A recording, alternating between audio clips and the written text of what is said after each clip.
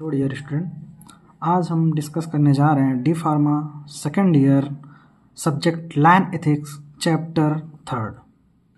इस चैप्टर में हम डिस्कस करेंगे drug and cosmetic act 1940 and rule 1945 and new amendments.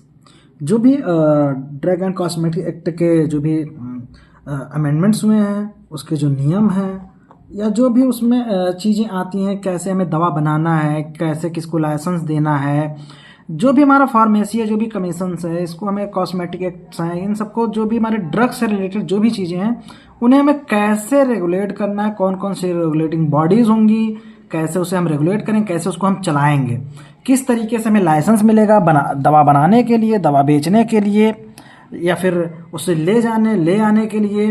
बहुत सारी चीज़ें हैं इसमें, तो हम आगे डिस्कस करते हैं। जैसे जो हमारा ये ड्रग एंड कॉस्मेटिक एक्ट है वो 10 अप्रैल को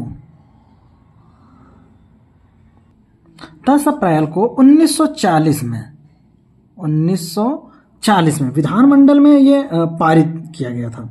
लेकिन धीरे धीरे इसमें बहुत सारे संशोधन किए गए। 1955, 1960, 1962, 1964, 1972, 1982, 1986, 1995 और 2008 में, लास्ट 2008 में इसमें संशोधन किए गए। चलिए आगे स्टार्ट करते हैं। इंट्रोडक्शन। अब किसी चीज़ को पढ़ने से पहले हमें उसे के बारे में जानना जरूरी होता है। तो जैसे हमारा ड्रग एंड कॉस्मेटिक, जैसे मैंने अभी बताया कि ये जो एक्ट है इसमें क्या होता है, maintain the import, manufacture, distribution and sale of drug and cosmetics. दवा को बनाना, डिस्ट्रीब्यूट करना, इंपोर्ट करना, जो भी हमारे ड्रग एंड कॉस्मेटिक्स हैं उनका सेल करना। और इसमें हम वेरियस एक्ट हैं जिसके अकॉर्डिंग हम दवा बना सकते हैं, डिस्ट्रीब्यूट कर सकते हैं, बेच सकते हैं या फिर कहीं पे ले जाना होगा, उसके लिए अलग अलग हमें लाइसेंस मिलेंगे। देन इसका मेन जो पर्पस है वो क्या है हमारा, verify the standard and quality. अब अगर दवा बनाने को तो हर कोई ऐसे बना देगा, दावा करेगा मेरी दवा अच्छी है, मैं ऐसा बना रहा हूँ, मैं ऐसा कर, लेकिन जब तक कोई उसको चेक नहीं करेगा, वेरीफाई नहीं करेगा, तब तक वो कैसे कह सकता है कि मेरी दवा अच्छी है, मेरी दवा अच्छा वर्क करती है, जो भी। तो इसके लिए हमें क्या करना होता है कि इसको लाइसेंस लेना पड़ता है, इसको चेक करवाना पड़ता है। उसके लिए जैसे अब कुछ चीज़ें हैं जिसके लिए हमें, जैसे अल्कोहलिक कंटेंट, उसके लिए हमें एक्साइज ड्यूटी देनी होती है। नारकोटिक्स डिपार्टमेंट के जो भी लोग होते हैं या एक्साइज ऑफिसर होते हैं, वो क्या करते हैं, एक्साइज ड्यूटी पेड करवाते हैं कि आप इतना ही अल्कोहल अपने मेडिसिन में यूज़ कर सकते हैं। अब बात करते हैं, कुछ डिफिनीशंस हैं। जैसे ड्रग क्या है, ड्रग दवा क्या है, दवा हमारे हम उसको इंटरनल भी यूज करते हैं, एक्सटर्नल भी यूज करते हैं, ह्यूमन बीइंग के लिए, एनिमल के लिए, हम इसको डायग्नोस्टिक के लिए भी यूज करते हैं, ट्रीटमेंट के लिए, प्रिवेंशन के लिए, किसी भी बीमारी से बचाव के लिए भी हम यूज करते हैं। सेकंड है कॉस्मेटिक्स। कॉस्मेटिक तो सबने सुना होगा कि जो भी हमारे कॉस्मेटिक्स प्रोडक्ट होते हैं, जो क्लिनजिंग के लिए, ब्यूटिफाइंग के लिए, प्रमोटिंग अट्रैक्टिवनेस और अल्टरिंग द अपीयरेंस, हमारे जो भी फेस है या बॉडी है उसको क्लीन करने के लिए, ब्यूटी इन्हांस करने के लिए, अट्रैक्टिव दिखने के लिए और थोड़ा अपीयरेंस गुड लुकिंग। क्योंकि आजकल तो हर कोई कॉस्मेटिक प्रोडक्ट हर कोई यूज़ करता है, किस पर्पज से, थोड़ा गुड लुकिंग, ऐसा लगे कि मैं थोड़ा क्लियर, अट्रैक्टिव दिखने के लिए। ठीक है। नेक्स्ट है मिस ब्रांड।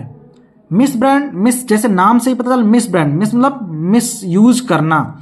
जैसे किसी का ट्रेडमार्क के साथ या किसी के नाम के साथ हम मिलता जुलता बनाएं, जैसे वेस्लरी, बिस्लेरी, ऐसे आता है। बिस्लेरी, उसके नाम से बहुत सारे मिस ब्रांड हैं कि बस मिलता जुलता प्रोडक्ट रहेगा नाम, तो लोग भ्रम में उसको परचेज करेंगे, खरीदेंगे। सेकंड एडल्ट्रेटेड जैसे मिलावट करना। जैसे अभी आप कोई प्रोडक्ट ऐसा ले रहे हैं, जैसे अभी हल्दी में कलर मिला देना या फिर चावल में कंकड़ मिलाना या ऐसी कुछ सब स्टैंडर्ड क्वालिटी अच्छी चीज़ों में कोई चीज़ है जो 50 रुपये पर केजी है, उसमें हमने 20 रुपये पर केजी खराब मटेरियल ऐड कर दिया, तो वो भी क्या करेगा, उस रेट में आ जाएगा। तो ये होता है हमारा अडल्ट्रेट। अडल्ट्रेट मतलब कि मिलावट करना, गंदी चीज़ें, खराब चीज़ें, अनहाइजीन या जिसकी क्वालिटी अच्छी नहीं है उसको हम क्या करना, उसमें अच्छे में मिक्स करके सेल कर देना। फिर आता है हमारा स्पूरियस। अब इसमें क्या होता है, स्पूरियस में हम इसमें भ्रम फैलाते हैं। जैसे कि किसी कंपनी के कंटेनर में हम अपना ड्रग या फिर इंग्रेडिएंट जो भी है उसको हम भर के उसमें फिल करके सेल करेंगे ताकि लोगों को लगे नहीं ये वही प्रोडक्ट है, लेकिन एक्चुअल में क्या होता है, वो प्रोडक्ट नहीं रहता, बस उसका कंटेनर रहता है या उसका लेबल रहता है। नेक्स्ट है डिफिनेशन में गवर्नमेंट एनालिस्ट। गवर्नमेंट एनालिस्ट क्या करता है, ये अंडर सेक्शन 20 के अंदर आता है, ये अपॉइंट किया जाता है सेंट्रल गवर्नमेंट या स्टेट गवर्नमेंट से। ये क्या करेगा, जो भी चीज़ें मैन्युफैक्चरिंग ओवरऑल प्रोसीजर को चेक करता है, जो भी आपने बनाया है या जो भी आप सेल कर रहे हो वो क्या करता है, उसको चेक करता है। सेकंड है import of drug and cosmetics. अब हमने बनाया है अगर कोई भी चीज़ें, तो फिर वो इंपोर्ट करना है, कहीं भेजना है, क्योंकि बना के हमें स्टॉक में तो रख नहीं सकते, उसको हमें कहीं देना है, भेजना है डिफरेंट प्लेस पे, अलग अलग जगह पे, अलग अलग शॉप पे, केमिस्ट शॉप पे, लोगों के पास। तो उसके लिए हमें ट्रांसपोर्ट, तो उसके लिए हमें क्या चाहिए होता है, हमें रजिस्ट्रेशन चाहिए होता है, लाइसेंस। क्योंकि हम अगर कोई चीज़ बना के उसमें दे रहे हैं, कहीं पे भेज रहे हैं, तो उसके लिए हमें क्या होता है कि टोटल अंडर लाइसेंस, कोई लाइसेंस हमें रिक्वायर्ड होता है। लाइसेंस जब तक नहीं रहेगा हम उसे इंपोर्ट या एक्सपोर्ट नहीं कर सकते। और लाइसेंस जब आप लेने जाएंगे तो वहाँ पे आपका क्या होगा, आपके प्रोडक्ट क्वालिटी चेक की जाएगी कि आपने जो भी प्रोडक्ट बनाया वो ट्रांसपोर्ट के लायक है या नहीं है, क्योंकि वो किसी न किसी ह्यूमन या एनिमल के यूज में आएगा। और आप ऐसा प्रोडक्ट अगर सेल कर रहे हैं या फिर एडल्टेटेड मिस ब्रांड, तो उसके लिए आपको फिर ऑफेंस पेनाल्टीज देनी होंगी, दंड मिलेगा, या फिर आपका वो ड्रग जो है ट्रांसपोर्ट नहीं हो पाएगा। अब class of drug prohibited for import in India. अब कौन कौन सी ऐसी कैटेगरी की ड्रग हैं जो हम इंपोर्ट नहीं कर सकते, क्योंकि हमें लाइसेंस लेना है, तो उसके लिए हमें क्या चाहिए, सेल करने के लिए, कहीं भेजने के लिए लाइसेंस चाहिए। लाइसेंस के लिए हमें कौन कौन सी ऐसी दवा है जिसके लिए हमें लाइसेंस नहीं मिल सकता। तो अब जो एडल्ट्रेटेड है, जैसे अभी हमने बताया, जो किसी से मिलावटी है, मिस ब्रांड, किसी दूसरे का ब्रांड हम यूज कर रहे हैं, या फिर स्टैंडर्ड क्वालिटी नहीं है, या फिर पेटेंट फार्मूला नहीं है, वो किसी ऐसे का फार्मूला हमने यूज किया और उसको हम चोरी से बना के उसे हम प्रिपेयर करके सेल कर रहे हैं, तो फिर उसके लिए, या फिर ऐसी कोई मेडिसिन है जो कि कन्वीनियंट नहीं है, वो यूज में नहीं है, या फिर ऐसी कोई मेडिसिन है जो पर्टिकुलर डिजीज के लिए उसको बैन किया गया है, उसे हम सेल कर रहे हैं, या फिर कोई ऐसा कि रिस्क हो सकता है, उससे इंजरी भी हो सकती है। जैसे अभी आपने सिरप का देखा होगा, बहुत सारी सिरप ऐसे जो आई थी वो बैन हो गई हैं क्योंकि वो उससे बहुत लोगों की डेथ हुई। तो अगर उस टाइम पे, लाइसेंस के टाइम पे, इंपोर्ट टाइम पे वो कैसे पकड़ा गया, इसी टाइम कि इंपोर्ट के लिए लाइसेंस चाहिए होता और लाइसेंस था नहीं, उस टाइम पे पकड़ा गया कि नहीं ये चीज़ें आप कैसे सेल कर रहे हो, तो बैन है, ठीक है। Then important point in license for any product. अब कोई प्रोडक्ट आप बना रहे हो, उसमें क्या क्या इंपॉर्टेंट पॉइंट होने चाहिए, जैसे नेम ऑफ ड्रग, दवा का नाम होना जरूरी है, क्योंकि बिना नाम के आप कैसे सेल करेंगे। बैच नंबर, आपने कब बनाया और किसने बनाया, किस नाम से बनाया। ओपनिंग स्टॉक, कब वो प्रिपेयर हुआ। डेट ऑफ ट्रांजेक्शन, कब निकला। Quantity of drug if receive, name purchase, कितना क्वांटिटी आपको रिसीव हुआ, किसने परचेज किया। Balance quantity, signature of person जिसके सुपरविजन में वो सप्लाई हो रहा है। ये सारी चीज़ें लाइसेंस लेने से पहले आपको सारा डिटेल देना होगा। अब ये लाइसेंस होता कितने टाइप के लिए है, तो ये लाइसेंस हमारा जो है 3 ईयर, 3 साल के लिए होता है। अगर 3 साल के बाद आप उसे रिन्यूअल नहीं करवाते हैं तो आपका सस्पेंड कर दिया जाएगा या फिर कैंसिल कर दिया जाएगा। अब बात करते हैं, अगर आपने कभी गलती से बिना लाइसेंस के दवा सेल किया, इंपोर्ट किया, ट्रांसपोर्ट किया कहीं पे भी, तो उसके लिए आपको सजा भी हो सकती है। अगर आप इस तरीके की दवा अगर आप सेल कर रहे हैं, एडल्ट्रेटेड, स्पोरियस या कोई ऐसे मिलावटी दवा या फिर किसी दूसरे नाम से मिलते जुलते ऐसी कोई दवा आप सेल कर रहे हैं तो उसके लिए आपको 3 ईयर 3 साल के लिए 3 ईयर एंड फाइन 5,000 रुपये आपको फाइन देना होगा। अगर यही चीज़ें आप बार बार ऐसे पकड़े जाते हैं इलीगल तरीके से, अगर आप सेल कर रहे हैं, आपके पास सारी चीज़ें हैं लेकिन फिर भी आप इलीगल तरीके से सेल कर रहे हैं तो उसके लिए आपको 6 मंथ की जेल और 500 रुपये फाइन या दोनों हो सकता है। तो अब नेक्स्ट, मैन्युफैक्चरिंग ऑफ ड्रग। अब दवा का निर्माण कैसे कर सकते हैं? किसी भी दवा को बनाने के लिए कुछ परिवर्तन, पैकेजिंग, लेबलिंग, बहुत सारी चीज़ें हमें चाहिए होती हैं। तो हम अब मैन्युफैक्चरिंग, इसके लिए हमें जैसे फर्स्ट चीज़ हमें ध्यान रखना है जीएमपी, गुड मैन्युफैक्चरिंग प्रैक्टिस। अब नाम से भी पता चल रहा होगा आपको, गुड मतलब अच्छा। तो अब उसके अगर हम अब जीएमपी क्या है? जीएमपी एक दवा बनाने की कला और एक विज्ञान का एक मिश्रण है। इसके देखिए इसमें क्या होता है जीएमपी में कि ये हमारा जो है आर्ट एंड साइंस, दवा बनाने का एक साइंस और एक आर्ट है। तो कला और विज्ञान जब दोनों मिलते हैं तो हमारी दवा क्या होती है? अच्छे से बनती है। अब आता है गुड मैन्युफैक्चरिंग प्रैक्टिस। अभी जैसे मैंने बात किया, गुड मैन्युफैक्चरिंग प्रैक्टिस क्या है? ये ऐसी प्रक्रिया जो निर्माण की गुणवत्ता को बनाए रखती है। इसे प्रत्येक परिसर द्वारा बनाए रखना आवश्यक। इसे पर्याप्त जगह, वेंटिलेशन, सफाई इत्यादि, जैसे बनाने का एरिया कैसा होना चाहिए, किस लेवल में पैकिंग होना चाहिए, किस जगह बनाना चाहिए, ये सारी चीज़ें उस इनकेस लैब में लाइट कौन सी होगी, फ्लोर कैसा होगा, क्या स्टील, क्या मटेरियल, कैसा इक्विपमेंट यूज होगा, सारी चीज़ें हमारा किसके अंदर आती हैं? जीएमपी में। अब मैन्युफैक्चरिंग ऑफ न्यू ड्रग। अब कोई नई दवा बनाने के लिए हमें सबसे पहले क्या चाहिए होगा? ऐसे हर कोई तो नई दवा बना नहीं सकता है। तो उसके लिए हमें क्या चाहिए होगा कि दवा की जो भी हम बना रहे हैं उसकी क्वालिटी और प्योरिटी, थेरेपेटिक इफेक्ट, कि ऐसा तो नहीं है कि किसी के शरीर में, किसी के बॉडी में जाके वो ऐसा गलत प्रभाव कर रहा है, गलत इम्पैक्ट कर रहा है, जो वर्क करना चाहिए वो ना करके वो दूसरा इम्पैक्ट कर रहा है, दूसरा प्रभाव कर रहा है। इसके लिए इसका हमें क्लिनिकल ट्रायल होना चाहिए। क्लिनिकल ट्रायल क्या होता है? 4 फेज में होता है क्लास। तो उसमें हम डिफरेंट टाइप से हम स्टेज में क्लिनिकल ट्रायल करते हैं अंडर शेड्यूल वाइज।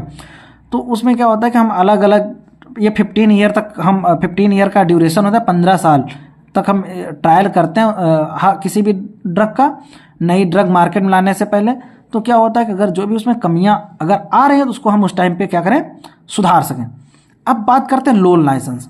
बहुत सारे ऐसे होते हैं जिनके पास लाइसेंस नहीं होता है, या फिर वो क्या करते हैं कि लोन पे लाइसेंस लेके वो दवा को बनाते हैं कि जिससे कि वो कहीं पे भी अपना प्रिपेयर कर सके। लोन जैसे आप जानते हैं बैंक से आप लोन लेते हैं, तो सेम ऐसे ही अब हम लोन लाइसेंस में सारी दवाएं हम बना सकते हैं, केवल C1X को छोड़ के। जो C कैटेगरी की दवा है, C1 कैटेगरी की दवाएं हैं, और जो X कैटेगरी के शेड्यूल X में जो आती हैं उन सब दवाओं को छोड़ के बाकी हम सारी दवाएं हम लोन लाइसेंस में बना सकते हैं। बस क्या होना चाहिए? शेड्यूल M के तहत GMP सर्टिफाइड होना चाहिए। वो GMP के जो भी रूल रेगुलेशन के अकॉर्डिंग होना चाहिए। उसके लिए हमें फॉर्म 24A 25A फिल करना होता है, जो कि 1 ईयर के लिए वैलिडेट होता है। अब हम बात करते हैं list of schedule and their work. अब कौन कौन से शेड्यूल हैं? देखिए, शेड्यूल में बस बनाने का ये पर्पज है कि हम अगर बहुत सारी दवाएं हैं तो हम उसको अलग अलग कैटेगरी में कैसे जानेंगे। हाँ, ये इस कैटेगरी में आता है, इस कैटेगरी में। अब बहुत सारे ऐसे दवाएं हैं, जैसे आप जाते हैं मेडिकल पे लेने, तो फार्मासिस्ट जो भी रहता है वो क्या बोलता है? प्रिस्क्रिप्शन चाहिए। तो वो कैसे जान जाता है कि ये दवा लेने आए और बिना प्रिस्क्रिप्शन नहीं देना है? तो अलग अलग शेड्यूल की मेडिसिन हैं जिनमें कुछ रूल्स हैं कि ये मेडिसिन आप ऐसे ले सकते हैं, ये मेडिसिन आप ऐसे ले सकते हैं। अब हम बात करते हैं शेड्यूल ए। शेड्यूल ए क्या है? ए मतलब याद रखिए एप्लीकेशन। अब हम किसी भी लाइसेंस लेना है हमें, तो उसके लिए क्या करना होगा? एप्लीकेशन देना होगा। तो शेड्यूल ए में सारे क्या आते हैं? हमारे एप्लीकेशंस आते हैं। अब आता है शेड्यूल बी। बी में क्या होता है, अब फीस जो भी हमने लेबोरेटरी में जो भी चीज़ें हमने दिया है, सेंट्रल लेबोरेटरीज और ये सारे, इसका फीस जो भी फीस का जो भी चीज़ें आती हैं वो किस में आता है, शेड्यूल बी में। क्योंकि हमने एप्लीकेशन कर दिया, कोई भी चीज़ अप्लाई कर, उसके लिए हमें क्या देना होता है, फीस। तो शेड्यूल बी में आता है फीस। शेड्यूल सी मतलब ऐसा जिसमें हमारे बायोलॉजिकल्स, सी मतलब बायोलॉजिकल प्रोडक्ट्स मैन्युफैक्चरिंग के लिए जो भी हमारे बायोलॉजिकल प्रोडक्ट्स आते हैं उन्हें हम किस शेड्यूल में रखते हैं, शेड्यूल सी। इसमें सी है, C1 है। C1 में जैसे प्रोडक्ट जो भी होल सेल, रिटेल, डिस्ट्रीब्यूशन, जो भी हमारे बायोलॉजिकल जितने भी प्रोडक्ट्स आते हैं वो सारे हमारे किस में आते हैं, शेड्यूल सी में। अब शेड्यूल डी मतलब जैसे आप ऐसा डी मतलब जैसे जो भी हमारे शेड्यूल्स हैं इसमें हमें ऐसी कोई भी परमिशन की नीड नहीं होती है। इसको आप फ्री में इंपोर्ट एक्सपोर्ट कर सकते हैं, इसके लिए कोई भी हमें किसी से कोई परमिशन लेने की नीड नहीं होती है। शेड्यूल ई क्या है हमारा, लिस्ट ऑफ पॉइजनस, जो भी पॉइजनस सब्सटेंस हैं आयुर्वेदिक, सिद्धा, यूनानी मेडिसिन में जो भी हमारे पॉइजनस सब्सटेंस है वो हमारे किस में, जो भी पॉइजनस सब्सटेंस है वो किस में आते हैं, हमारे शेड्यूल। अब बात करते हैं शेड्यूल एफ।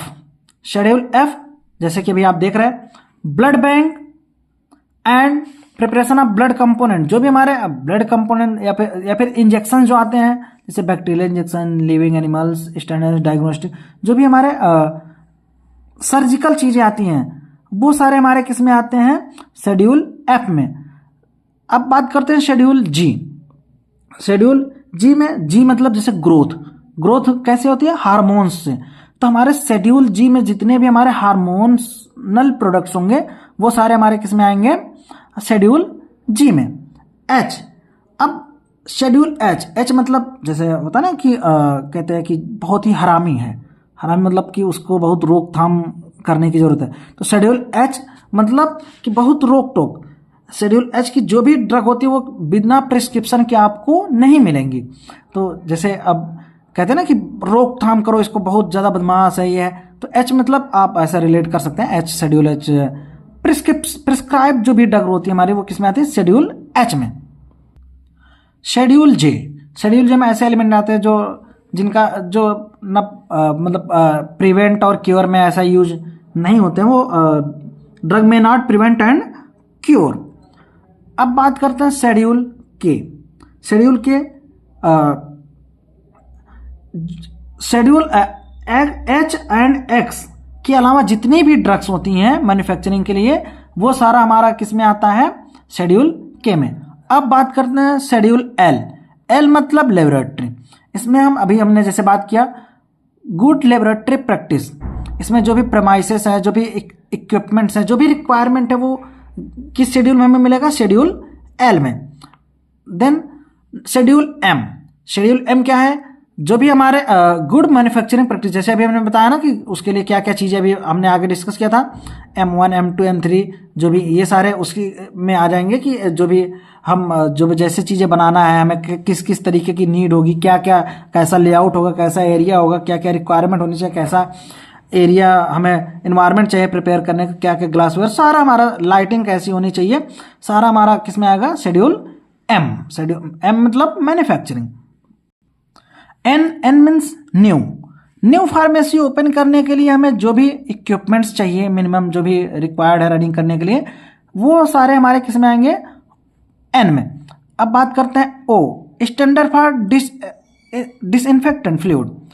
डिसइंफेक्टेंट मतलब जैसे अभी आप कहीं क्लीन वगैरह रहता है तो आप जैसे जाते हैं तो बोलते हैं ओ इतना क्लीन है, तो ऐसे ही ओ में जितने भी आएंगे वो हमारे क्या है, डिसइंफेक्टेंट, वो सफाई से रिलेटेड, जैसे हमारा फिनॉल हो गया, लिक्विड हो गया, ये सारे हमारे किस में आएंगे, शेड्यूल ओ में। पी मतलब पीरियड, लाइफ पीरियड, किसी भी ड्रग का जो भी लाइफ पीरियड है वो हमारा शेड्यूल पी में आता है। क्यों, शेड्यूल की कोल तार से जो भी हम कॉस्मेटिक प्रोडक्ट प्रिपेयर करते हैं वो हमारे किस में आते हैं, शेड्यूल की में। अब बात करते हैं आर मतलब रोकथाम, जैसे रोकथाम किस में, प्रेगनेंसी, तो हम जो भी हमारे रोकथाम के लिए जैसे कंडोम्स आते हैं, लैटेक्स आते हैं, कंट्रासेप्टिव्स आते हैं, जो भी ये सारे हमारे रोकथाम आर रिलेट कर सकते हैं आप रोकथाम से। तो जो रोकथाम के लिए जो भी चीज़ें आती हैं वो हमारे किस में आते हैं, शेड्यूल आर में। शेड्यूल एस आता है हमारा स्टैंडर्ड फॉर कॉस्मेटिक्स, जो भी हमारे कॉस्मेटिक्स प्रोडक्ट होते हैं उसके स्टैंडर्डाइजेशन के लिए शेड्यूल एस आता है। अब शेड्यूल टी में हम जीएमपी फॉर आयुर्वेदिक, सिद्धा और यूनानी, good GMP good manufacturing practice, Ayurvedic, सिद्धा और यूनानी के लिए जो भी जीएमपी आती है वो हमारा किस में आता है, शेड्यूल टी में। अब शेड्यूल यू मतलब जैसे आप कुछ भी लेना होता है यूट्यूब पे सर्च करते हो, तो वैसे ही हमारा शेड्यूल यू क्या करता है कि मैन्युफैक्चरिंग रिकॉर्ड, सारा रिकॉर्ड मेंटेन करके रखता है, वो हमारा किस में आएगा, schedule U. Schedule V standard patient and property medicine. Then schedule W for generic name, और schedule X list of drugs whose import, manufacture and sale, labelling and packaging and govern by special provision. इसको special देखभाल की जो schedule x की जो भी हमारे drugs होती हैं वो क्या होती हैं, स्पेशल प्रोविजन किन्हें नीड होती है, वो स्पेशल प्रोविजन में सेल की जाती हैं, बनाई जाती हैं और उसे मैंने इम्पोर्ट भी की जाती हैं। देन शेड्यूल वाई, ये हमारा होता है क्लिनिकल ट्रायल, जैसे अभी हमने बनाया कोई भी दवा अगर हम बना रहे हैं तो उसके लिए क्लिनिकल ट्रायल हमें करना होता है। अब बात करते हैं administration of the act and rules. अब ये जो सारे एक्ट और रूल्स हैं इसको एडमिनिस्टर्ड करने के लिए कोई गवर्निंग बॉडी होनी चाहिए, क्योंकि ऐसे ही अगर कोई कर रहा है उसे, हम फर्स्ट बात करते हैं इसमें DTAB, drug technical advisory board. ये हमारा हाईएस्ट टेक्निकल बॉडी होती है जो हमारे इंडिया में ड्रग के रेगुलेशन को कंट्रोल करती है। ये एडवाइज करता है सेंट्रल और स्टेट गवर्नमेंट को कि जो भी साइंटिफिक चीज़ें आ रही हैं, टेक्निकल मैटर्स, उसको क्या ड्रग एंड कॉस्मेटिक्स में उसे इम्प्रूव करें, इम्प्लीमेंट करें। और जो भी फार्मास्यूटिकल प्रिपरेशंस हैं इन सब के लिए गाइडेंस देना और फार्मुलेशन के रूल रेगुलेशन को, पॉलिसीज को अच्छे से कंट्रोल करना। सेकंड हमारा CDL, सेंट्रल ड्रग लेबोरेटरी। अब सेंट्रल ड्रग लेबोरेटरी का क्या काम होता है, जो भी हमारे प्रोडक्ट्स हैं उन्हें क्या करना है, उसकी क्वालिटी प्योरिटी को चेक करना। जो भी हमने बनाया है, वैक्सीन बनाया है, टैबलेट्स बनाया है, जो भी चीज़ें हमने बनाया है उस ड्रग की डिस्पैच होने से पहले उसकी क्वालिटी प्योरिटी को चेक करना। जैसे सेंट्रल ड्रग लेबोरेटरी हमारा लखनऊ में भी है। सेकंड है drug consultative committee. Consultancy means की उन्हें जैसे आप कोई सलाह देना। अब इसका काम क्या है, ये एक प्लेटफॉर्म प्रोवाइड करता है कि जहाँ पे स्टेट के और सेंट्रल के जो भी पर्सन है ड्रग कंट्रोल ऑफिशियली डिस्कस कर सकें, जो भी रेगुलेटरीज इशू आ रहे हैं, जो भी उसको मेंटेन करने में जो भी इशू आ रहे हैं वो क्या कर सकें, वहाँ पे डिस्कस कर सकें और उसको रिजॉल्व कर सकें। अब गवर्नमेंट एनालिस्ट का क्या काम है, एनालाइज करना। कोई भी चीज़ें हैं अगर कोई एनालाइज करेगा उसमें की जो कमियां हैं, उसमें जो खराबियां आ रही हैं, या फिर जो उसके दुष्प्रभाव आने वाले हैं, या फिर कुछ वायलेंस हो सकता है हमारे सोसाइटी में जाके, तो गवर्नमेंट एनालिस्ट क्या करेगा, उसे एनालाइज करेगा, देन उसे फाइंड आउट करके उसे रिजॉल्व करेगा। अब बात करते हैं ड्रग इंस्पेक्टर। ड्रग इंस्पेक्टर का काम क्या है, ड्रग इंस्पेक्टर इंस्पेक्ट करता है जो भी हमारी मेडिसिन प्रिपेयर हो रही हैं, फार्मेसी को भी वो इंस्पेक्ट करते हैं, कुछ सैंपल्स कलेक्ट करते हैं कि ये एडल्ट्रेटेड तो नहीं है, स्पोरियस तो नहीं है, या फिर ऐसी कोई अनसेफ मेडिसिन तो नहीं सेल हो रही हैं। इनके पावर क्या क्या है कि ये कहीं पे भी जाके उनके सैंपल कलेक्ट कर सकते हैं, इंस्पेक्ट कर सकते हैं, किसी के भी प्रोडक्ट को ये इंस्पेक्ट कर सकते हैं, एग्जामिनेशन के लिए लैब में ये भेज सकते हैं। किसी कोई, चाहे वो आप फार्मेसी हो या फिर कोई हॉस्पिटल में फार्मेसी हो, या फिर कहीं पे अगर मेडिसिन दवा से रिलेटेड जो भी चीजें इंस्पेक्ट करना, वो किसका काम होता है, ड्रग इंस्पेक्टर। अब हमने दवा बना लिया, अब उसका हमें सेल और डिस्ट्रीब्यूट करना है, तो अब हम उसको कहीं ना कहीं सेल तो करेंगे ही, तो उसको हम सेल करने का कोई चैनल होगा। जैसे मैन्युफैक्चरर बनाया, अब उसने डिस्ट्रीब्यूटर दिया, डिस्ट्रीब्यूटर ने होलसेलर को दिया, होलसेलर ने क्या किया, रिटेलर को दिया, रिटेलर फिर किसको दिया, कंज्यूमर। जैसे हम सब क्या है, कंज्यूमर। या फिर मैन्युफैक्चरर सीधा होलसेलर रिटेलर को देता है, वो क्या करता है, फिर वो कंज्यूमर को देता है। अब बात करते हैं जो भी हमारे एडमिनिस्ट्रेटिव बॉडी, जैसे अभी हमने उस पर डिस्कस किया, ये सारी हमारी एडमिनिस्ट्रेटिव बॉडीज़ हैं। Okay, thank you, best of luck.